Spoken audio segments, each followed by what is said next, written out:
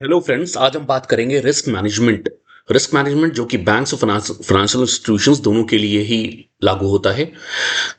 तो ये सबसे पहले मॉड्यूल 1 है जिसका जो कि है basic understanding of banking risk के बारे में।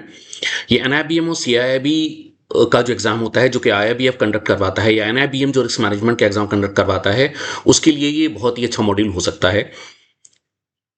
सबसे पहले ये कि बैंकिंग रिस्की बिजनेस क्यों है, बैंक में रिस्क इन्वॉल्व क्यों होता है। तो बैंकिंग में फाइनेंशियल इंटरमीडिएशन इन्वॉल्व होता है डिपॉजिटर्स और बोरोवर्स के बीच में। डिपॉजिटर से पैसा लेते हैं और बोरोवर्स को पैसा देते हैं, तो ये ही बैंकिंग कहलाती है।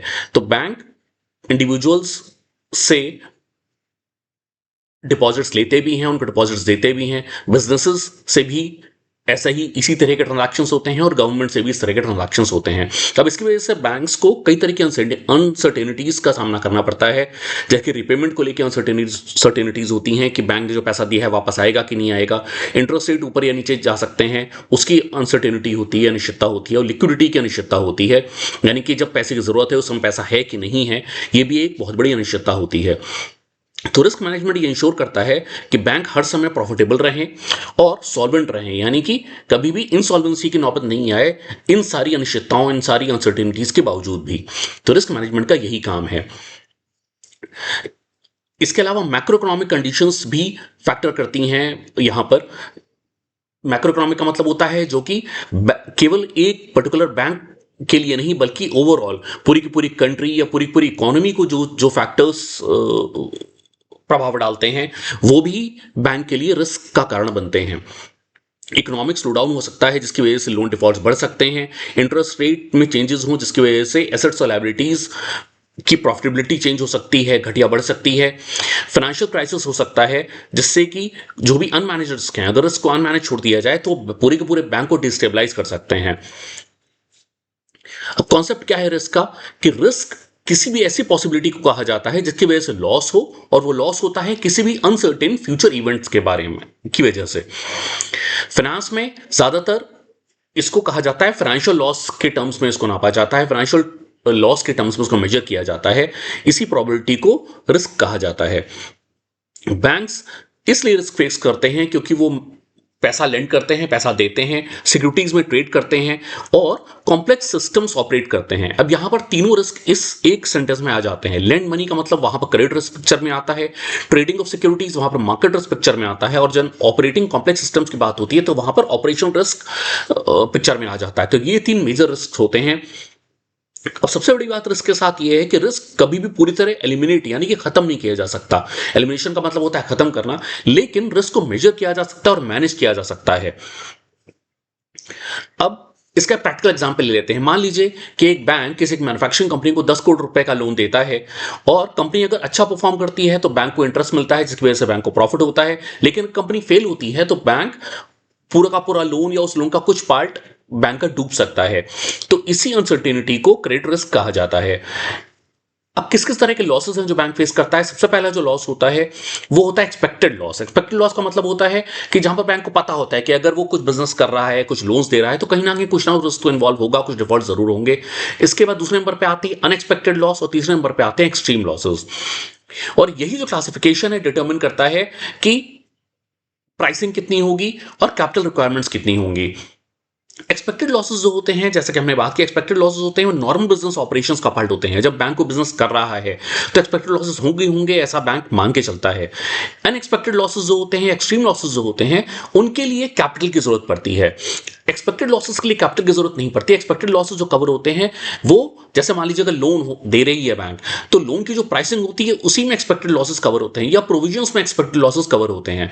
लेकिन अनएक्सपेक्टेड लॉसेस, एक्सट्रीम लॉसेस के लिए बैंक को कैपिटल की जरूरत पड़ती है। तो ये बेसिक डिफरेंस है एक्सपेक्टेड लॉस और अनएक्सपेक्टेड या एक्सट्रीम लॉसेस में।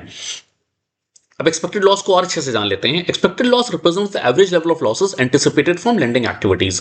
लेंडिंग एक्टिविटीज में जो एक एवरेज लेवल है लॉसेस का, जो कि बैंक एंटिसिपेट करके चलती है, मान के चलती है कितने लॉसेस होंगे, वो एक्सपेक्टेड लॉसेस होते हैं। ये लॉसेस नॉर्मल डिफॉल्ट इवेंट्स की वजह से होते हैं, यानी कि जो भी नॉर्मल कोर्स में डिफॉल्ट्स होंगे छोटे मोटे, उसकी वजह से एक्सपेक्टेड लॉसेस होते हैं। और इन लॉसेस के लिए बैंक लोन प्राइसिंग में ही इनको इनकॉर्पोरेट कर देता है, यानी कि एक्सपेक्टेड लॉसेस सारे के सारे एक्सपेक्ट किया जाता है बैंक से कि वो अपनी लोन प्राइसिंग में, यानी लोन के ब्याज में या लोन की जो फीस है उसमें इनकॉर्पोरेट कर देगी। इंटरेस्ट रेट जो चार्ज होता है बोरोवर्स को, वही अनएक्सपेक्टेड लॉसेस के लिए कंपनसेशन का काम करता है। अब एक्सपेक्टेड लॉस का एग्जांपल वही वाली बात है कि मान लीजिए कि हिस्टोरिकल डेटा जो है बैंक का, वो शो करता है कि 2% लोन्स डिफॉल्ट में जाते ही हैं इन जनरल। तो अगर 100 करोड़ बैंक लोन देता है तो 2% का मतलब हो गया कि बैंक एक्सपेक्ट कर रहा है कि 2 करोड़ के एक्सपेक्टेड लॉसेस होंगे। तो बैंक क्या करेगा कि बैंक हायर इंटरेस्ट चार्ज करेगा इस एक्सपेक्टेड लॉस, यानी इस 2 करोड़ के लॉस को कवर करने के लिए। तो इससे क्या होगा कि अगर 2 करोड़ तक के डिफॉल्ट्स होते भी हैं तो भी बैंक प्रॉफिटेबल रहेगा, बैंक लॉस में नहीं जाएगा। अब अनएक्सपेक्टेड लॉस क्या होता है? अनएक्सपेक्टेड लॉसेस वो लॉसेस होते हैं जो एक्सपेक्टेड लेवल्स के बियॉन्ड होते हैं। ये होते हैं इकोनॉमिक शॉक्स की वजह से, या अनएक्सपेक्टेड बॉरो डिफॉल्ट्स हो जाते हैं, यानी कि बड़े डिफॉल्ट्स हो जाते हैं जब कि बैंक ने एक्सपेक्ट नहीं किए होते हैं, तो वही अनएक्सपेक्टेड लॉसेस कहलाते हैं। तो इन लॉसेस को कवर करने के लिए बैंक कैपिटल बफर्स होल्ड करता है, कैपिटल मेंटेन करके चलता है, और कैपिटल एडिक्वेसी इसी को कहा जाता है। और कैपिटल एडिक्वेसी का जो रेगुलेशन है, रेगुलेशन मतलब जैसे अगर हम इंडिया की बात करें तो इंडिया में आरबीआई रेगुलेटर है बैंक्स के लिए। तो आरबीआई ये बताता है कि बैंक को कितना कैपिटल मेंटेन करके चलना है, जिसकी वजह से बैंक सॉल्वेंट रहे, यानी कि अगर कुछ अनएक्सपेक्टेड लॉसेस हो भी जाते हैं तो भी बैंक सॉल्वेंट रहे, यानी कि बैंक इंसॉल्वेंसी या कंगाली जिसको कहा जाता है उसकी नौबत ना आए, बैंक सॉल्वेंट रहे, बैंक फंक्शनिंग करते रहें। अब एक्सट्रीम लॉस क्या होता है? ये थर्ड स्टेज होती है। एक्सट्रीम लॉस या स्ट्रेस सिनेरियो की होती है। ये होते हैं रियल क्राइसिस इवेंट्स की वजह से। जैसे मान लीजिए जैसे कोविड आया था तो एक एक्सट्रीम लॉस की कैटेगरी थी उस समय पर। तो यहां पर फाइनेंशियल क्राइसिस आ जाता है, अगर कोई बहुत सीवियर इकोनॉमिक डाउनटर्न आ जाता है तब एक्सट्रीम लॉसेस होते हैं। तो इसको मैनेज करने के लिए, इसको मेजर करने के लिए बैंक्स क्या करते हैं? बैंक स्ट्रेस टेस्टिंग एक चीज होती है, उसका सहारा लेते हैं, जिसकी वजह से बैंक एस्टिमेट करते हैं कि अगर कोई इस तरह के एक्सट्रीम लॉस होते हैं तो कितने एक्सट्रीम लॉसेस हो सकते हैं। अब रेगुलेटर्स ये चाहते हैं बैंक से कि बैंक ऐसे सिनेरियोज में भी रिजिलियंट रहें, यानी कि बैंक्स मजबूती से खड़े रहें अगर वो एक्सट्रीम लॉस सिनेरियो की कंडीशन आती भी है तो। अब रिस्क मैनेजमेंट क्या होता है? Risk management is the systematic process of identifying, measuring and managing risk. यानी कि रिस्क मैनेजमेंट में के 3 पार्ट्स होते हैं। सबसे पहले तो होता है रिस्क को आइडेंटिफाई करना, यानी कि हमें पता हो, बैंक्स को ये पता होना चाहिए कि किस किस बिजनेस एक्टिविटी में किस किस तरह का रिस्क इन्वॉल्व है, ये होता है आइडेंटिफिकेशन। सेकंड होता है मेजरिंग, यानी कि कितना रिस्क इन्वॉल्व है, कितना रिस्क को लेकर चल रहे हैं। और तीसरा होता है रिस्क को मैनेज करना है कि रिस्क को कैसे कम से कम किया जा सके। तो इससे क्या होता है कि ऑर्गेनाइजेशंस यानी बैंक से फाइनेंशियल इंस्टीट्यूशंस को अनसर्टेनिटी, अनिश्चितता के दौर में भी इन्फॉर्म डिसीजंस वो ले सकते हैं। तो इसके लिए बैंक्स क्या करते हैं? बैंक्स क्वांटिटेटिव मॉडल्स बनाते हैं, गवर्नेंस को अपनी स्ट्रांग करते हैं, मॉनिटरिंग सिस्टम्स बनाते हैं, जिससे कि बैंक्स हमेशा ही अपने रिस्क को मेजर कर सकें, आइडेंटिफाई तो कर ही सकें, फिर मेजर कर सकें, और साथ ही साथ मैनेज भी कर सकें।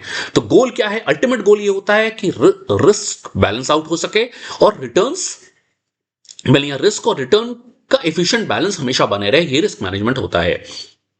अब पहला स्टेप क्या होता है रिस्क मैनेजमेंट में? सबसे पहला स्टेप हमने बात की, वो होता है रिस्क आइडेंटिफिकेशन और रिस्क को पहचानने का।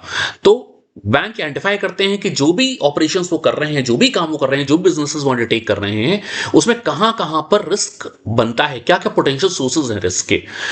अब इसमें क्रेडिट एक्सपोजर्स यानी कि लोन हो सकते हैं। सेकंड होता है ट्रेडिंग पोजीशंस, जहां की मार्केट रिस्क आ जाता है। और तीसरा होता है ऑपरेशनल वल्नरेबिलिटीज, यानी कि ऑपरेशनल रिस्क आ जाता है, जहां पर क्रेडिट एक्सपोजर से आता है क्रेडिट रिस्क, ट्रेडिंग पोजीशन से आता है मार्केट रिस्क, और ऑपरेशनल वल्नरेबिलिटी से आता है ऑपरेशनल रिस्क। तो अब इसका एक एग्जांपल ले लेते हैं। जैसे मान लो रिस्की इंडस्ट्रीज को जब बैंक लोन देता है तो बैंक ये समझता है कि रिस्की इंडस्ट्रीज को अगर बड़ा एक्सपोजर दिया जाएगा तो वो एक रिस्क फैक्टर बन सकता है। अब रिस्क मैनेजमेंट का दूसरा स्टेप क्या होता है? वो होता है रिस्क का मेजरमेंट।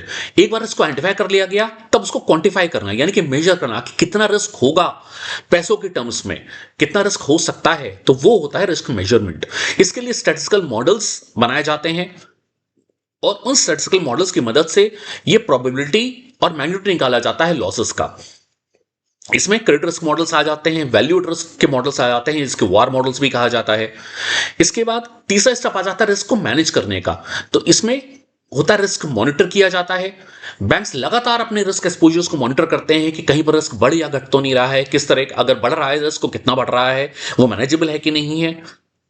इसके अलावा रिस्क रिपोर्ट जनरेट की जाती है जो कि सीनियर मैनेजमेंट को लगातार भेजी जाती हैं, और की रिस्क इंडिकेटर्स भी निकाले जाते हैं कि बिजनेस यूनिट जितने बिजनेस बैंक कर रहा है उसके अंदर क्या क्या की रिस्क इंडिकेटर्स हैं, जिससे ये पता चलता रहता है कि कहीं पर कोई रिस्क अगर बढ़ रहा है तो कितना बढ़ रहा है, वो मैनेजेबल है कि नहीं है।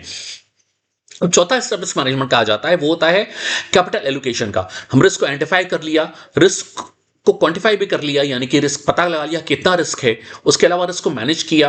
अब रिस्क मैनेजमेंट के अंदर एक प्रोसेस और आता है, वो है कैपिटल एलोकेशन का। रिस्क मेजर तो हो गया, लेकिन अगर उस रिस्क की नौबत आ गई, यानी कि एक्चुअली वो इवेंट घट गया जिसकी वजह से बैंक को लॉस होता है, तो बैंक के पास वो कैपिटल होना चाहिए कि बैंक उस रिस्क को एब्जॉर्ब कर सके।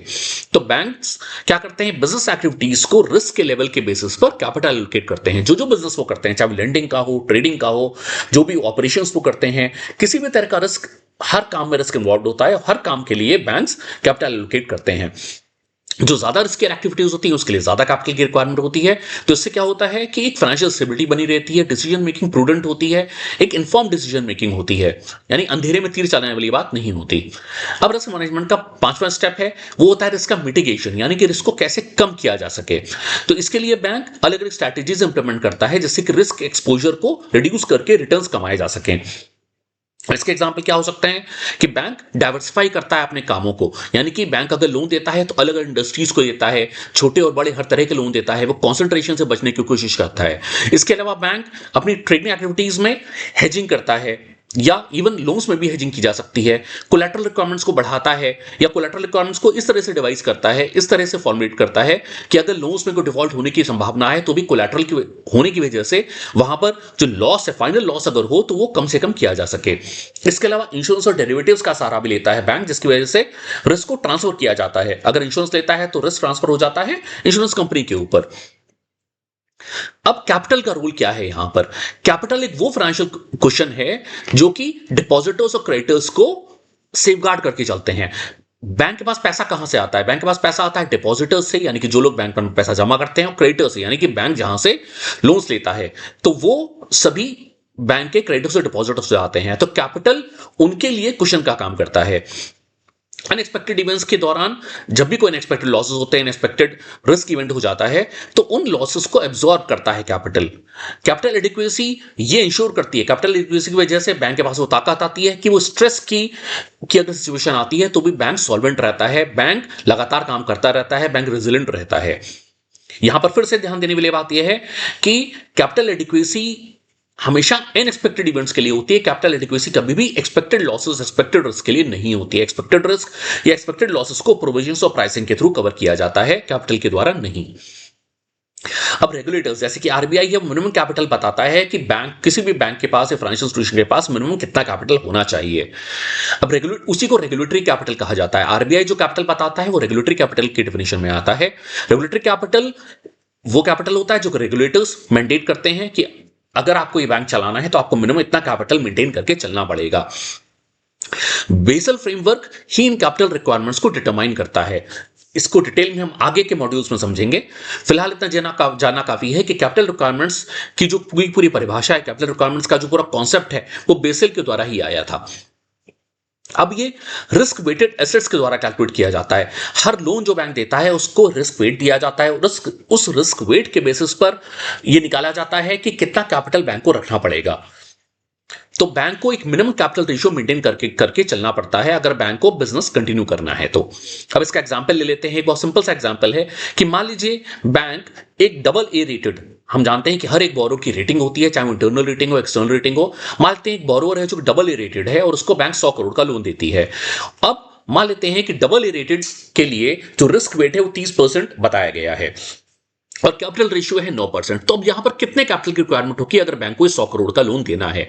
तो हम क्या करेंगे, चूंकि रिस्क वेट 30% है तो हम पहले 100 करोड़ का निकालेंगे 30%, यानी कि हो जाएगा 30 करोड़। और फिर कैपिटल रेशियो है 9%, तो 30 करोड़ का निकालेंगे हम 9%, यानी कि जो कि हो जाएगा रिक्वायर्ड कैपिटल निकल कर आएगा 100 crore multiplied by 30% multiplied by 9%, और ये निकल कर आता है 2.7 करोड़। यानी कि 100 करोड़ का अगर लोन देना है तो 30% रेट रिस्क वेट के हिसाब से 9% कैपिटल की रिक्वायरमेंट को मेंटेन करने के लिए बैंक को 2.7 करोड़ की कैपिटल की जरूरत होगी। तो ये होता है रिस्क वेटेड एसेट के बेसिस पर कैपिटल को निकालना।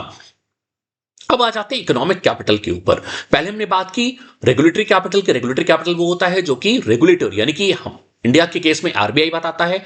दूसरा होता है इकोनॉमिक कैपिटल। ये क्या चीज होती है? इकोनॉमिक कैपिटल बैंक का इंटरनल एस्टिमेट होता है कि अगर अनएक्सपेक्टेड लॉसेस होते हैं तो उसको कितने कैपिटल की जरूरत पड़ेगी।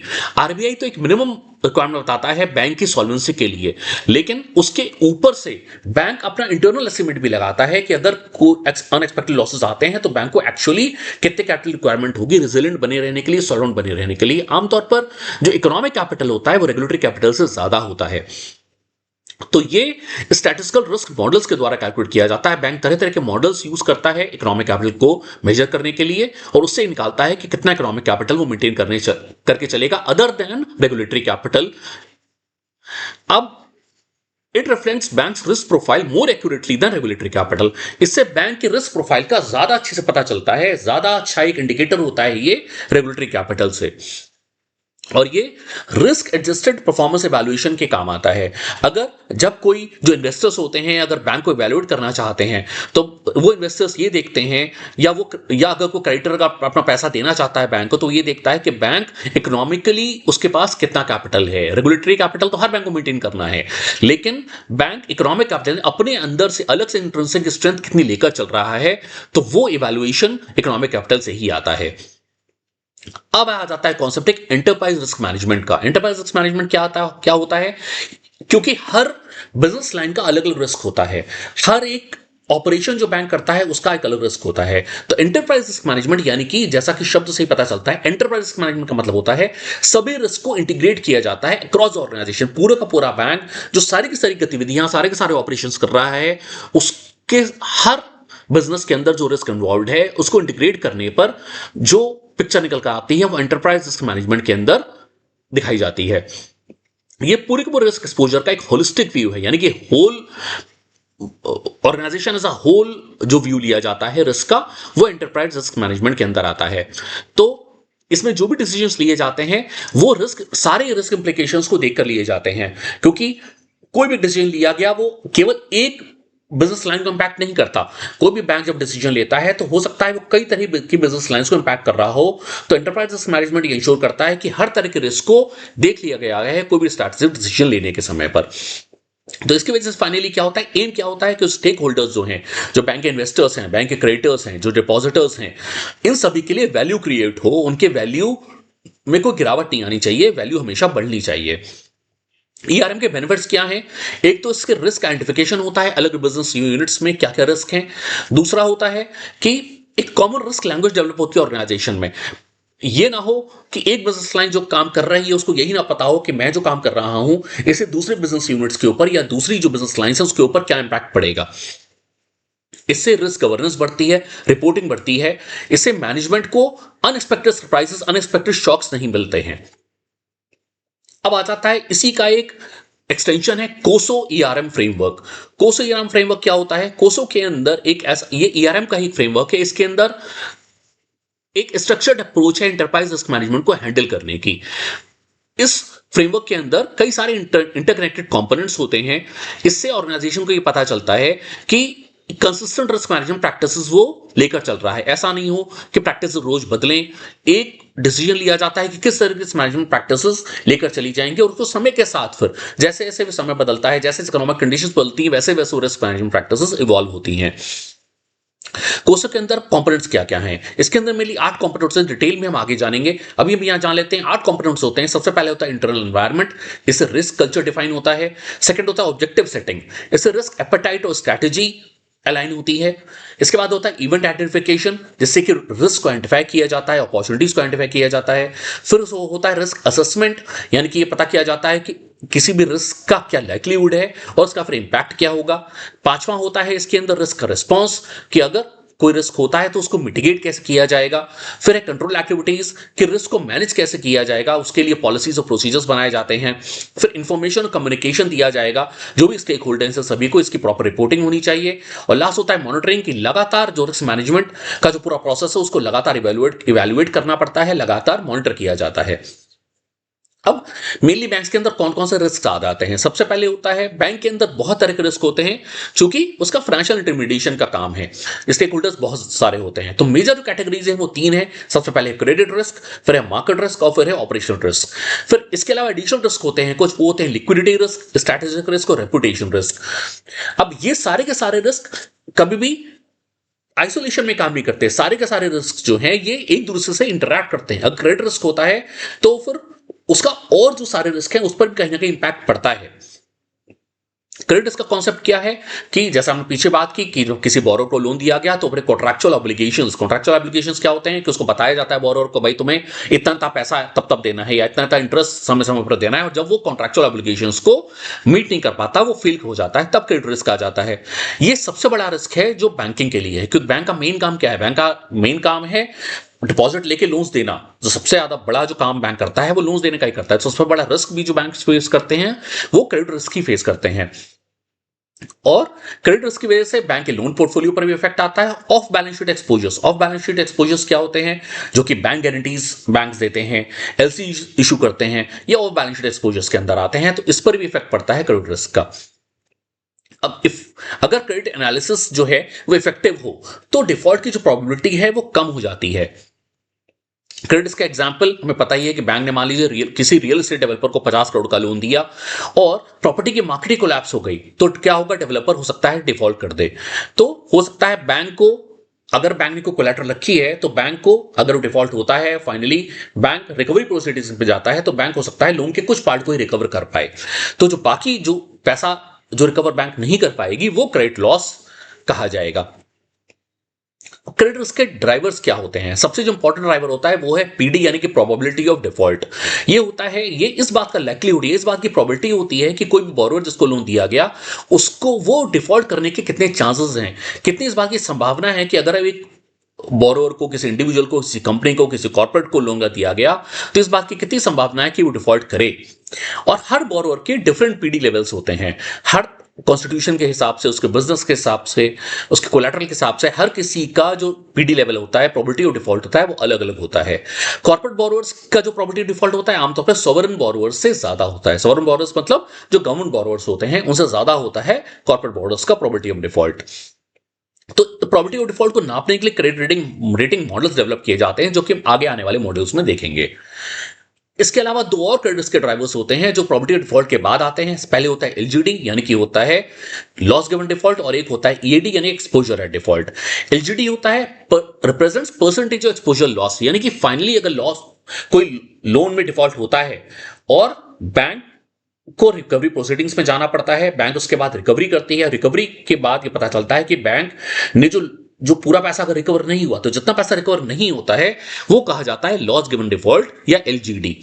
एक्सपोजर डिफॉल्ट क्या होता है कि हो सकता है बैंक ने लोन तो दिया हो 10 लाख का इनिशियली, लेकिन जिस समय डिफॉल्ट हुआ, जिस समय लोन एनपे हुआ, उस समय जो आउटस्टैंडिंग है वो 5 करोड़ की ही है। तो एक्सपोजर डिफॉल्ट क्या होगा? वो होगा 5 करोड़, ना कि 10 करोड़। तो डिफॉल्ट के समय जो आउटस्टैंडिंग एक्सपोजर होता है वो कहलाता है ईएडी या exposure at default. Collateral recovery processes की वजह से एलजीडी पे इफेक्ट आता है, जो कि हमने पहले ही देख लिया है, और इसी की वजह से एक्सपेक्टेड लॉस जो है वो डिटरमाइन होते हैं इन सारे वेरिएबल्स की वजह से। यानी कि पीडी, एलजीडी और ईडी की वजह से ही एक्सपेक्टेड लॉस का पता चलता है। अब मार्केट रिस्क क्या होता है? सेकंड जो इंपॉर्टेंट कैटेगरी है, मार्केट रिस्क अराइज होता है फाइनेंशियल मार्केट प्राइसेस में जब फ्लक्चुएशंस होते हैं, यानी कि इंटरेस्ट रेट में जब फ्लक्चुएशंस होते हैं, करेंसीज में फ्लक्चुएशंस होते हैं, कमोडिटी के प्राइसेस में फ्लक्चुएशंस होते हैं, तो वो मार्केट रिस्क की कैटेगरी में आता है। ये बैंक के ट्रेडिंग पोर्टफोलियो को इफेक्ट करता है, यानी कि बैंक अगर बॉन्ड्स होल्ड कर रहा है, बैंक के पास फॉरेन एक्सचेंज करेंसी की पोजीशंस बनी हुई हैं, बैंक के पास कमोडिटी की पोजीशंस बनी हुई हैं, तो इसमें जब रिस्क आता है तो मार्केट रिस्क की कैटेगरी में आता है। तो इससे बैंक के ट्रेडिंग पोर्टफोलियो पर इफेक्ट पड़ता है। तो की मार्केट रिस्क क्या क्या होते हैं? जैसा हमने बात की, interest rate risk, currency risk और इक्विटी रिस्क। इसके अलावा कमोडिटी रिस्क भी होता है, वो भी मार्केट रिस्क की कैटेगरी में ही आता है। तो बैंक्स इसको कैसे मेजर करते हैं? बैंक्स के लिए वार मॉडल्स यानी वैल्यू एट रिस्क मॉडल्स का सहारा लेते हैं, जिससे कि मार्केट रिस्क पता चलता है। अब होता है इंटरेस्ट रेट रिस्क। क्या है इंटरेस्ट रेट रिस्क? होता है कि जब एसेट और लायबिलिटीज के बीच में इंटरेस्ट रेट का मिसमैच हो जाता है, तब इंटरेस्ट रेट रिस्क होता है। आमतौर पे बैंक्स क्या करते हैं, बैंक्स शॉर्ट टर्म बोरो करते हैं, यानी कि बैंक 6 महीने के लिए, साल भर के बोरो करते हैं, और जब लेंडिंग करते हैं लॉन्ग टर्म करते हैं, 2 साल के, 3 साल के, 5 साल के, 10 साल के लिए लेंडिंग करते हैं। तो इसकी वजह से मिसमैचेस आते हैं। इंटरेस्ट रेट जब चेंज होते हैं तो नेट इंटरेस्ट इनकम क्या होती है, जब बैंक पैसा लेते हैं उस पर ब्याज देते हैं, और बैंक जो पैसा देते हैं उस पर ब्याज उनको मिलता है। तो इसका जो डिफरेंस होता है वो नेट इंटरेस्ट इनकम कहलाता है। अब अगर इंटरेस्ट रेट चेंज हो गया मान लीजिए, तो फिर उसकी वजह से नेट इंटरेस्ट इनकम पे फर्क पड़ता है। तो एसेट लायबिलिटी मैनेजमेंट के द्वारा इस रिस्क को मैनेज किया जाता है। इंटरेस्ट रेट रिस्क को मैनेज करने के लिए जो टूल होता है सबसे इंपॉर्टेंट वो होता है asset liability management. Interest rate risk का सिंपल एग्जांपल एक ले लेते हैं कि बैंक ने मान लीजिए कि 5 साल का एक लोन दिया, और उसको देने के लिए बैंक ने जो 6 महीने के डिपॉजिट लिए थे वो उसका यूज किया। तो अब मान लीजिए कि डिपॉजिट के जो इंटरेस्ट रेट है अचानक बढ़ जाते हैं, तो क्या होगा, जो कॉस्ट ऑफ फंड्स हैं, जो 6 महीने वाली डिपॉजिट है वो 6 महीने का मैच्योर हो जाएगा, तो फिर और इंटरेस्ट रेट बढ़ जाते हैं तो क्या होगा कि डिपॉजिट रेट तो बढ़ जाएंगे, लेकिन लोन तो चूंकि 5 साल के लिए दिया गया था, तो अगर वो फिक्स रेट लोन होगा तो फिर लोन का जो इंटरेस्ट रेट है वो बढ़ेगा नहीं। तो इसकी वजह से क्या होगा कि बैंक की प्रॉफिटेबिलिटी कम हो जाएगी, बैंक का नेट इंटरेस्ट इनकम जो है वो कम हो जाएगा। वो ऑपरेशनल रिस्क क्या होता है, ऑपरेशनल रिस्क होता है जो कि इंटरनल प्रोसेसेस, सिस्टम्स या पीपल के फेलियर की वजह से होता है। बैंक जो भी प्रोसेसेस का इस्तेमाल करती है अपने काम को करने के लिए, जिन लोगों को लगाती है, जिन सिस्टम का इस्तेमाल करती है, इनमें जब कोई प्रॉब्लम आ जाती है, इसकी वजह से जब रिस्क होता है वो ऑपरेशनल रिस्क की कैटेगरी में आता है। इस फ्रॉड्स, टेक्नोलॉजी फेलियर होते हैं, सॉफ्टवेयर के फेलियर्स हो सकते हैं, हार्डवेयर के फेलियर्स हो सकते हैं, लीगल रिस्क हो सकते हैं, ये सभी ऑपरेशनल रिस्क की कैटेगरी में आते हैं। एक्सटर्नल इवेंट्स जैसे कोई डिजास्टर हो गया, अर्थक्वेक आ गया मान लीजिए, तो ये भी ऑपरेशनल रिस्क कैटेगरी में आता है। फ्लड्स आ गए, वो भी एक्सटर्नल इवेंट है, तो वो भी ऑपरेशनल रिस्क कैटेगरी में आता है। तो इसके लिए बैंक इंटरनल कंट्रोल्स लगाती है, इंटरनल कंट्रोल्स इंप्लीमेंट करती है इन रिस्क को मिटिगेट करने के लिए या कम करने के लिए। एग्जाम्पल हो सकता है कि मान लीजिए साइबर अटैक हो जाता है, जिससे बैंक का जो पेमेंट सिस्टम है वो कॉम्प्रोमाइज हो जाता है, वो उस पर कोई दिक्कत आ जाती है, तो ये ऑपरेशनल रिस्क का पार्ट है।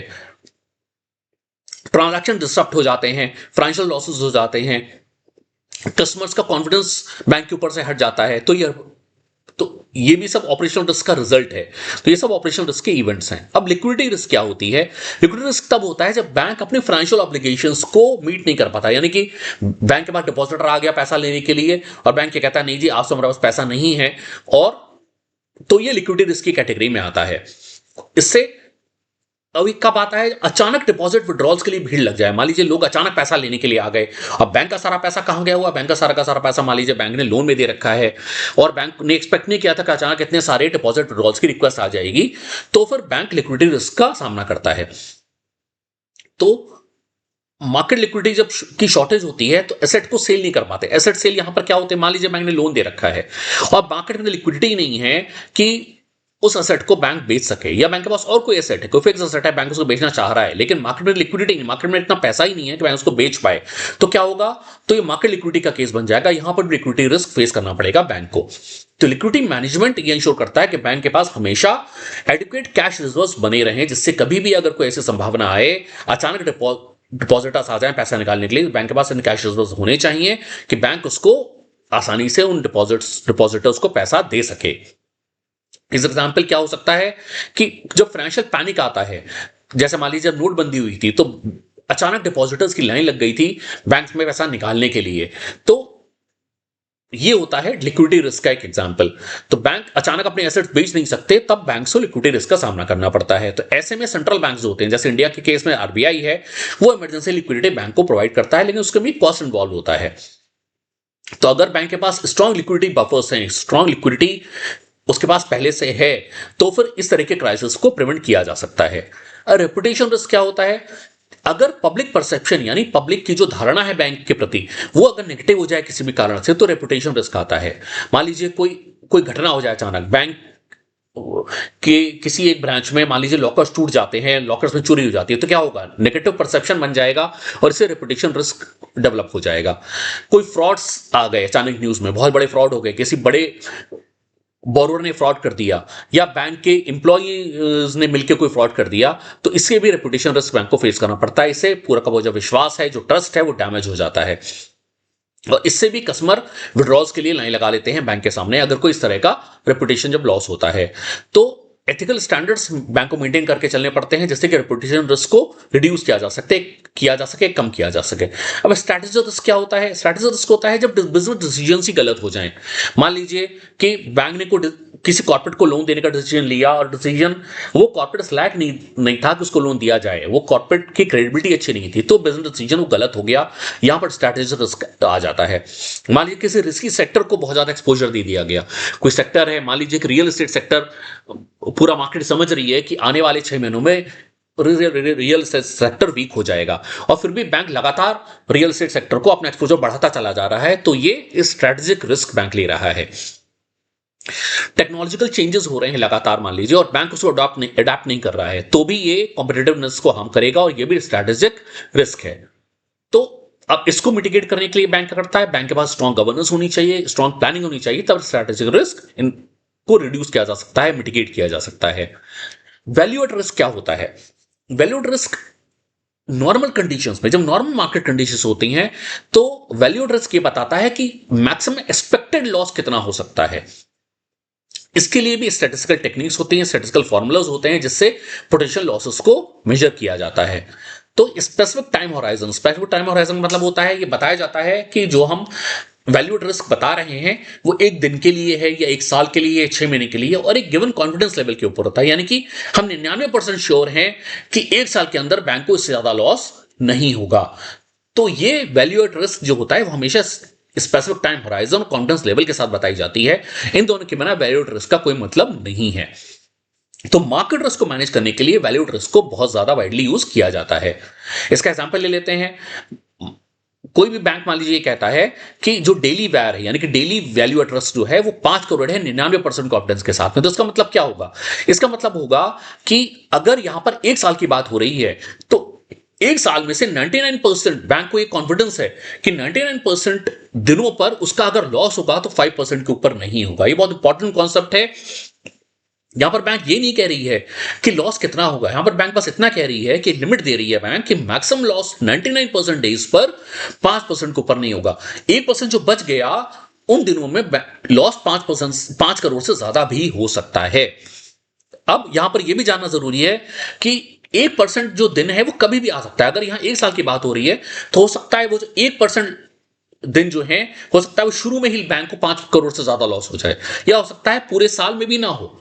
लेकिन वैल्यू एट रिस्क केवल इतना बता देता है कि बैंक को 99% कॉन्फिडेंस है कि 99% डेज पर, 99% कॉन्फिडेंस का मतलब कि अगर इस साल की बात हो रही है तो 99% डेज में, साल के 99% डेज में उसका लॉस 5% से ऊपर नहीं होगा। लेकिन एक्सट्रीम इवेंट्स के केस में वार एक्सीड हो सकता है। तो स्ट्रेस, इसके फिर अब एक्सट्रीम इवेंट्स के लिए क्या होता है? एक्सट्रीम इवेंट्स के लिए स्ट्रेस टेस्टिंग को पिक्चर में लाया जाता है, जो कि वॉर को कॉम्प्लीमेंट करती है। अब लास्ट में आते हैं रेरॉक कॉन्सेप्ट क्या होता है। रेरॉक का मतलब होता है risk adjusted return on capital. तो risk adjusted return on capital का मतलब क्या होता है कि बैंक कितना कैपिटल लगाकर कितना रिस्क ले रही है और उस पर कितना रिटर्न मिल रहा है। हो सकता है, यहां पर एक बहुत सिंपल सा एग्जांपल ले लेते हैं कि मान लीजिए दो अलग अलग इंडिविजुअल्स हैं। एक इंडिविजुअल ने 1 लाख कैपिटल लगाया मार्केट के अंदर, और उसने 1 लाख कैपिटल लगाकर 1,000 रुपए का प्रॉफिट किया, और दूसरा इंडिविजुअल जिसने 10 लाख रुपए लगाए और उसने 10 लाख रुपए लगा के भी 1,000 रुपए का प्रॉफिट किया। तो यहां पर risk adjusted return on capital की जब हम बात करेंगे, पहले वाले ने रिस्क कितने का लिया? 1 लाख रुपए का। दूसरे इंडिविजुअल ने रिस्क लिया 10 लाख रुपए का। तो दूसरा जो इंडिविजुअल है वो ज्यादा रिस्क लेकर रिटर्न सेम ही कमा रहा है। तो यहां पर रेरॉक किसका ज्यादा अच्छा हुआ? यहां पर risk adjusted return on capital जो है वो पहले वाले इंडिविजुअल का ज्यादा अच्छा हुआ, कि उसने कम कैपिटल लगाकर ज्यादा रिटर्न कमाया। तो रिस्क एडजस्टेड रिटर्न कैपिटल यही कॉन्सेप्ट है। तो ये प्रॉफिटेबिलिटी को मेजर करता है रिस्क को एडजस्ट करने के बाद में। तो बैंक रेरॉक का इस्तेमाल करते हैं लोन्स और इन्वेस्टमेंट्स को इवैल्यूएट करने के लिए। इससे एफिशिएंट कैपिटल एलोकेशन वो कर पाते हैं कि जहां पर रिस्क ज्यादा है तो वहां पर ज्यादा कैपिटल एलोकेट करना पड़ता है, जहां पर रिस्क कम है वहां पर कम कैपिटल से भी काम चल जाता है। इसका एग्जांपल क्या है कि मान लीजिए कि एक लोन पोर्टफोलियो है जो कि 20 करोड़ का प्रॉफिट जनरेट करता है, और 20 करोड़ का प्रॉफिट जनरेट करने के लिए जो इकोनॉमिक कैपिटल है, इकोनॉमिक कैपिटल हमने पीछे बात की थी, जो बैंक इंट्रिंसिकली जो बैंक कैपिटल अपना मेंटेन करके चलता है, वो मान लीजिए 100 करोड़ है। तो 100 करोड़ का कैपिटल लगाकर, इकोनॉमिक कैपिटल लगाकर बैंक 20 करोड़ का लोन पोर्टफोलियो जो 20 करोड़ का जो लोन पोर्टफोलियो है वो 20 करोड़ का प्रॉफिट जनरेट करता है। तो रेरॉक यहां पर कितना हुआ, रेरॉक यहां पर हो गया 20% का, क्योंकि 100 करोड़ का कैपिटल लगाया और 20 करोड़ का प्रॉफिट जनरेट हुआ, तो रेरॉक हुआ स्ट्रेट अवे 20% का। अब मान लीजिए हर्डल रेट, हर्डल रेट क्या होता है, हर्डल रेट होता है कि कोई भी जो कैपिटल, जहां पर कि कैपिटल की जो कॉस्ट है वो जीरो हो जाए। इसको हम डिटेल में आगे समझेंगे, आज रेरॉक को हम डिटेल में समझेंगे, लेकिन हमें यह जानना जरूरी है कि रेरॉक का जो रेट है हमेशा हर्डल रेट से ज्यादा होना चाहिए। अगर रेरॉक और हर्डल रेट बराबर हैं तो इसका मतलब हो गया कि इन्वेस्टमेंट जो है उसका जो एक्चुअली वैल्यू क्रिएशन कुछ भी नहीं हो रहा, जीरो हो रहा है। अगर रॉक का जो रेट है वो हर्डल रेट से कम हो जाता है, इसका मतलब है कि वैल्यू इरोजन हो रहा है एक्चुअली। इसलिए हमेशा ही रेरॉक हर्डल रेट से ज्यादा होना चाहिए। रेरॉक का जो रेट ऑफ रिटर्न है, यानी कि रेरॉक का जो रिटर्न है हर्डल रेट के परसेंटेज से ज्यादा होना चाहिए, तभी वैल्यू क्रिएशन होता है। So thanks for watching. ये हमने बात की आज बैंक्स और फाइनेंशियल इंस्टीट्यूशंस जो रिस्क फेस करते हैं उसकी बेसिक अंडरस्टैंडिंग की। आगे मॉड्यूल्स में हम इसको डिटेल में जानेंगे। Thanks for watching, bye bye and take care.